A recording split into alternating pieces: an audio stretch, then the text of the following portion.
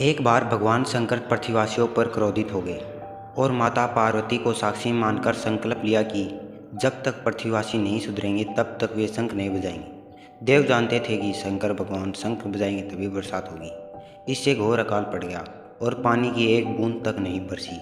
ऐसे में एक दिन भगवान शंकर पार्वती आकाश में घूम रहे थे तो उन्होंने देखा एक किसान भरी दोपहरी में चिलचिलाती धूप में खेत जुताई कर रहा है।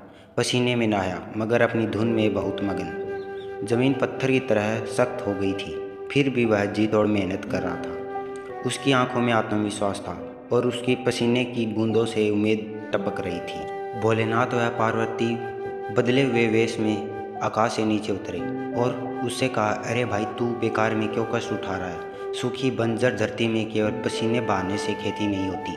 किसान ने हल चलाते चलाते ही जवाब दिया, हाँ, बिल्कुल ठीक कह रहे हैं श्रीमान, मगर हल चलाने का गुण भूल न जाऊं, इसलिए मैं हर साल पूरी लगन से जुताई कर रहा हूं। जुताई करना भूल गए तो केवल वर्षा से खेती हो सकेगी क्या?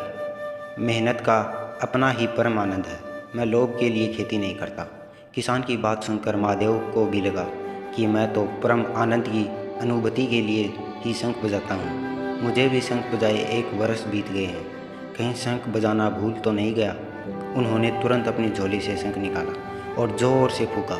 चारों ओर बादल की घटाएं घूमड़ पड़ी, बिजली चमकने लगी और जोरदार बारिश होने लगी। इस वर्षा के स्वागत में किसान के पसीने की बूंदें पहले ही खेत में गिरकर चमक रही थी। हमारा जो काम है उसे अपनी पूरी निष्ठा से बिना किसी लोभ लालच के करना चाहिए, इसी में परम सुख है।